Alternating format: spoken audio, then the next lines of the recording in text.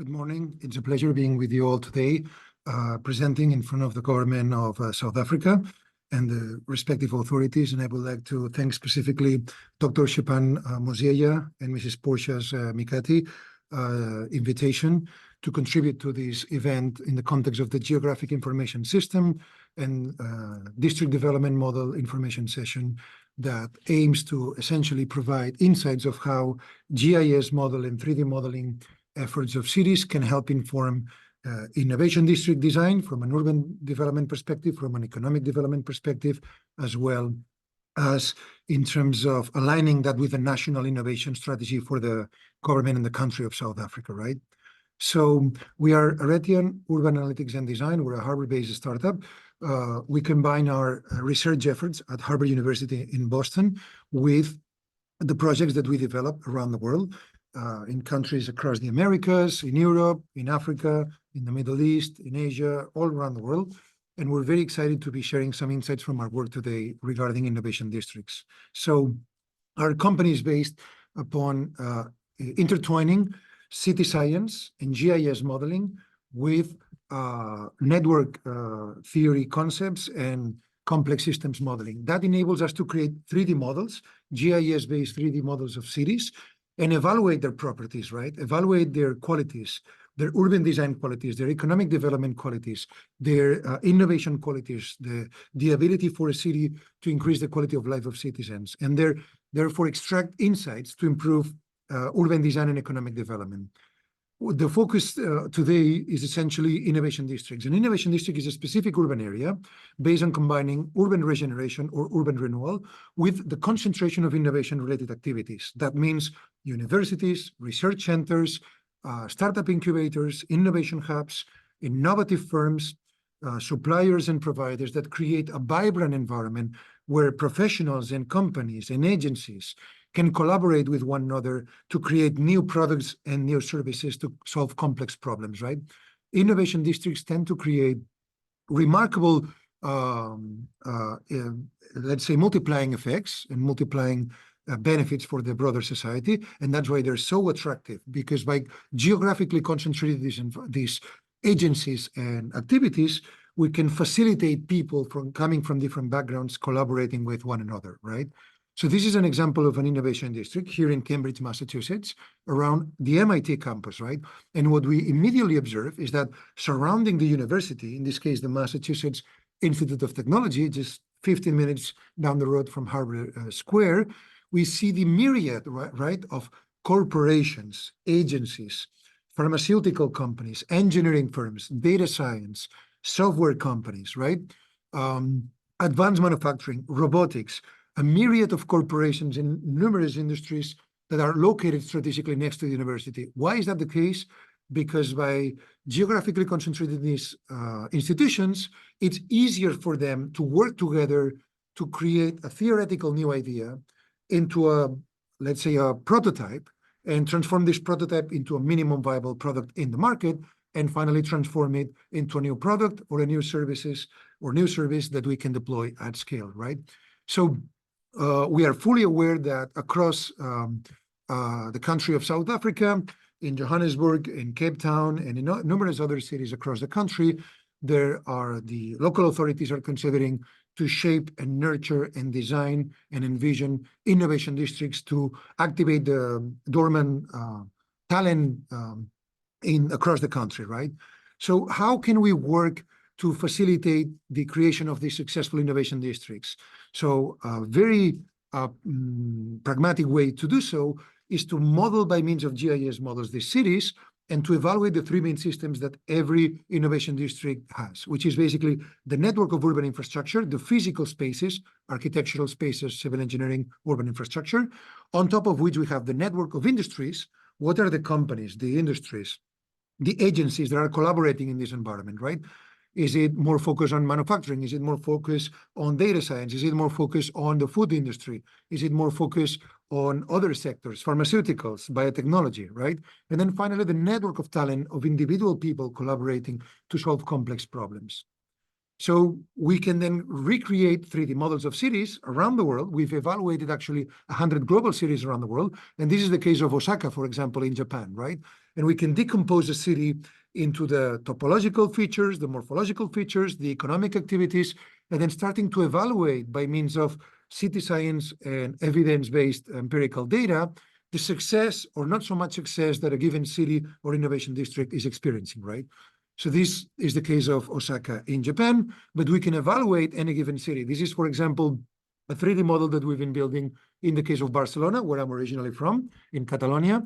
And we can then have a juxtaposition of the street layout, the buildings, and then the KPIs that define the success or failure of a given community, right? In this case, more blue means more innovative in an area, reddish means less innovative, and white is in between. So we can have a bit of a gradient of innovation across the territory, in this case in Barcelona, to evaluate the properties of these different cities and understand what are the critical essential ingredients and dynamics that are behind the success of innovation districts around the world, right?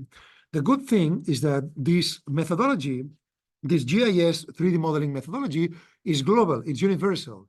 Here we have a couple of profiles of South African cities that we've been evaluating for a book that we published recently called City Science. And we can immediately observe, Cape Town, or for that purpose as well, Johannesburg, right? And we started evaluating these cities in across South Africa and comparing and contrasting them with cities in other African countries, European countries, across the Americas, Asia, Middle East, and across the world, right? By doing so, we're able to compare and contrast these cities in small units of 1,000 residents, compare and contrast them against one another, and distill the critical ingredients and dynamics, as we said, that are behind the success of innovation districts. Because of that, we were able to publish 3-4 years ago the Atlas of Innovation Districts. You're all welcome to download it from our website at aretian.com.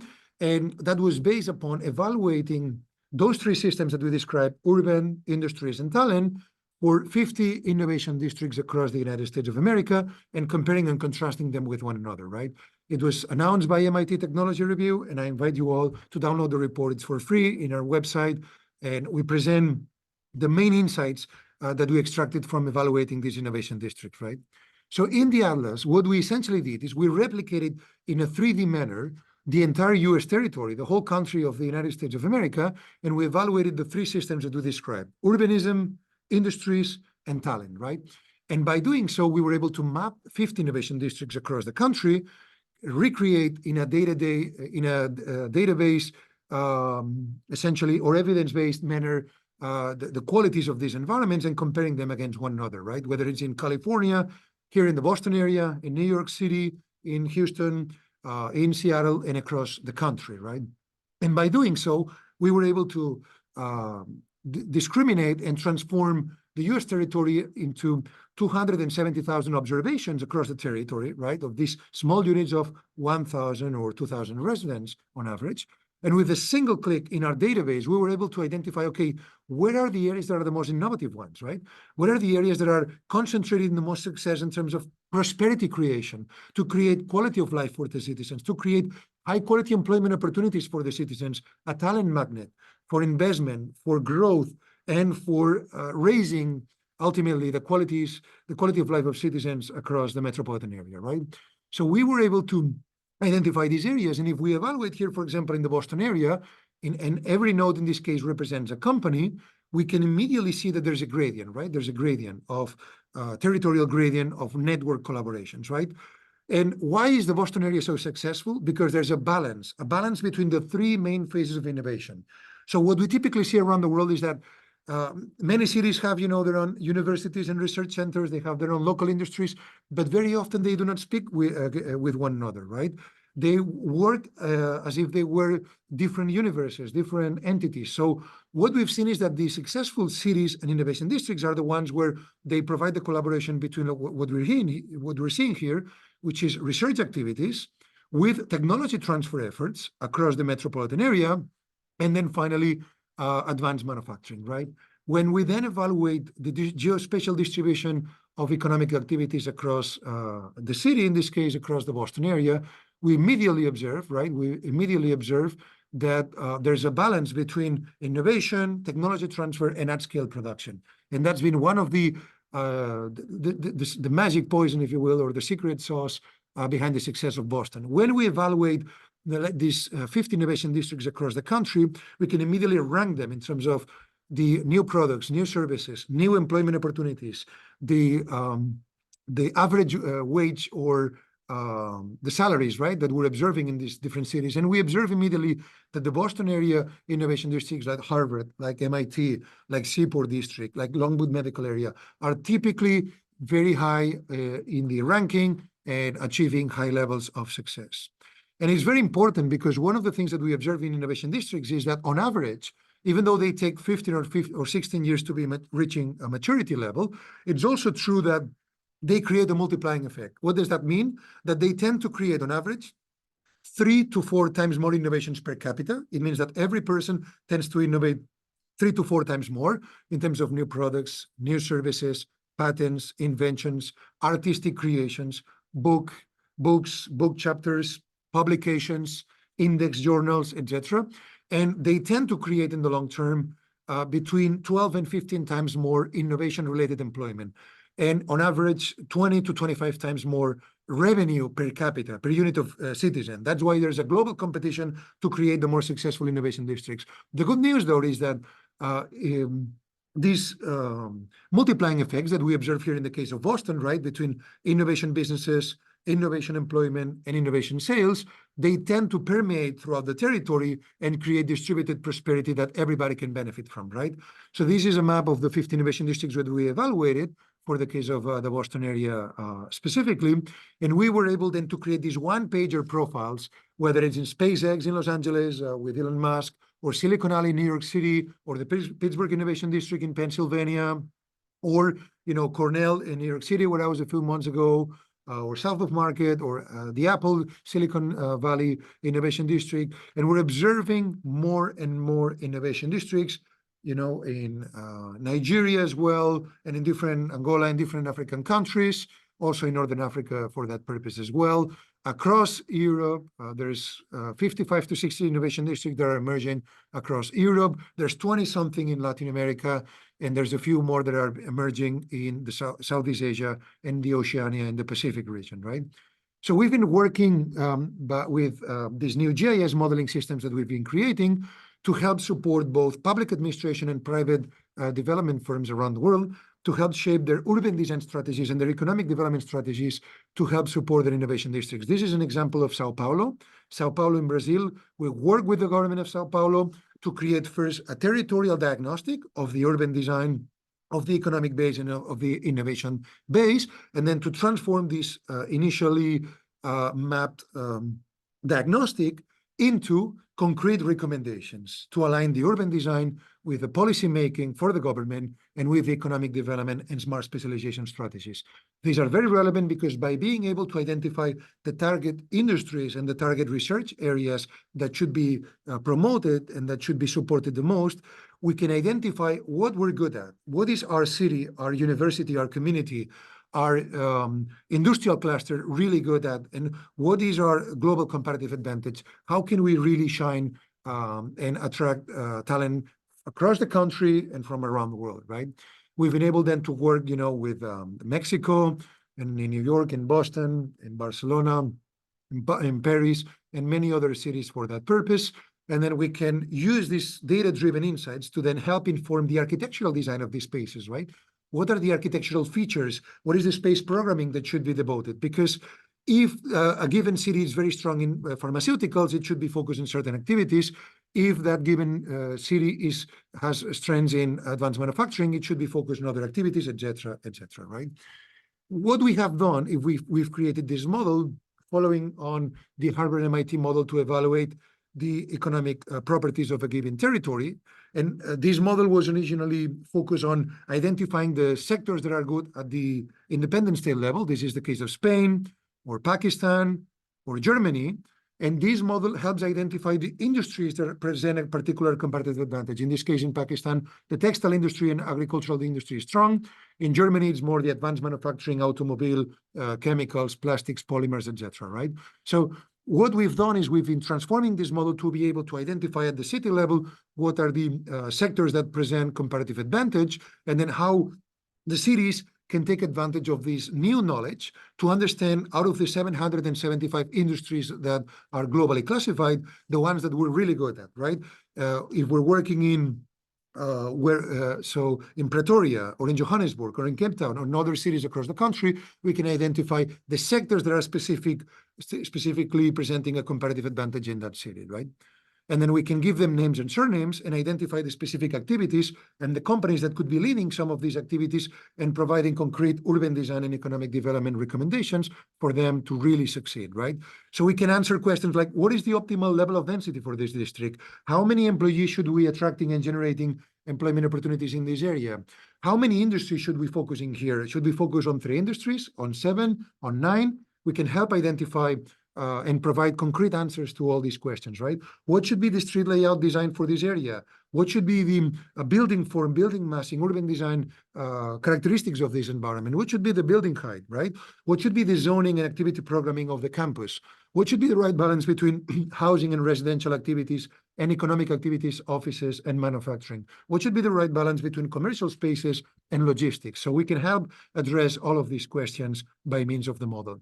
This model allows us to create a comparison, an apples to apples comparison across multiple cities, right? And this is, in this case, every node represents an industry.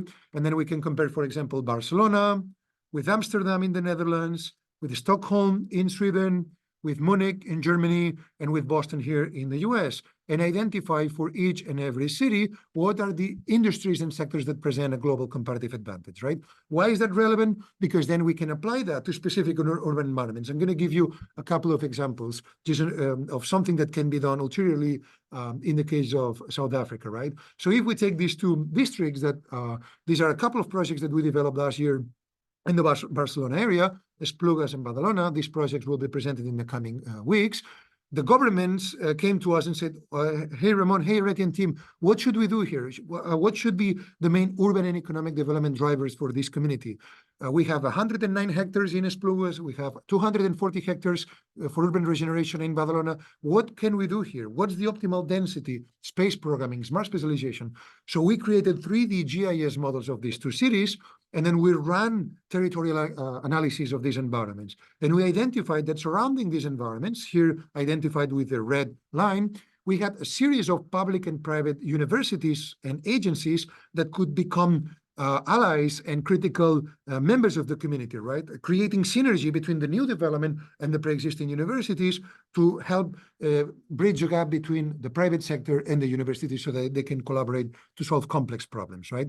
So we then proceeded to identify for Esplugues and Badalona the economic sectors that present a global comparative advantage, and we were able to classify each and every industry present in those cities and also generate simulations for the future. What could be the future sectors that should be nurtured in these environments, right? Should we focus more on pharmaceutical? Should we, and within pharmaceutical, what should be the right sectors in biotechnology, you know, in medical devices, in medical research, in pharmaceutical products? What should be the right focus areas for the future, right? And we were able then to conceive an urban design plan and to create 4 phases in this case: medical research and biotechnology, healthcare, lifestyle, pharma, agri-tech, food and sports, urban tech and sustainable development, and finally product design, AI, and software for business development, right? So in that sense, we were able to respond, and in this case, they had 4 areas that should be emerging, and we were able to shape the urban design and come up with estimates of building height, estimates of the different activities that should be nurtured across the future innovation district, right? Whether it's a more hospital and clinic oriented, whether it's more the lifestyle, nutrition, and sports oriented, whether it's the more urban tech and sustainable development oriented, or whether it's the more AI and data science and software development oriented, right? And therefore, we were able to balance the presence of research centers with innovation hubs and startup incubators, with the companies that should be nurtured, the innovative companies that should be supported in this environment, and also with the green spaces and the communications across the future innovation district, right? We were able then to evaluate the research sphere across the universities and the different environments, and identify what should be the main research fields that should be paring down and linking and collaborating with the private sector in this case, by means of this distribution, geospatial distribution of innovation centers across the territory. And therefore, we can create a 3D model and align the urban design with the economic development for the area of Esplugues de Llobregat. And also, we can do the same for Badalona, right? We can identify the specific sectors and how in Badalona, the university can collaborate with the numerous industries that are present in the territory. In this case, there's the media hub and the digital hub. There's the advanced manufacturing in plastics, polymers, and other sectors. And there's also the heavy vehicle, heavy machinery for cranes, heavy vehicles and trucks, et cetera, right? So we were able to create a 3D model to help inform the urban design and aligning it with the innovation strategy for the case of Badalona. So that can be done in cities and around the world. And the idea is that it's a tool that can help us align the national innovation strategy with the local city-level innovation strategy and inform best practices for urban development and urban design, and also for economic development, therefore creating prosperity, high-quality employment jobs, attracting talent from across South Africa and the rest of the world, and creating prosperity for all the citizens across South Africa. Thank you so much, and I'll be delighted to continue the conversation with you all in the coming days and weeks.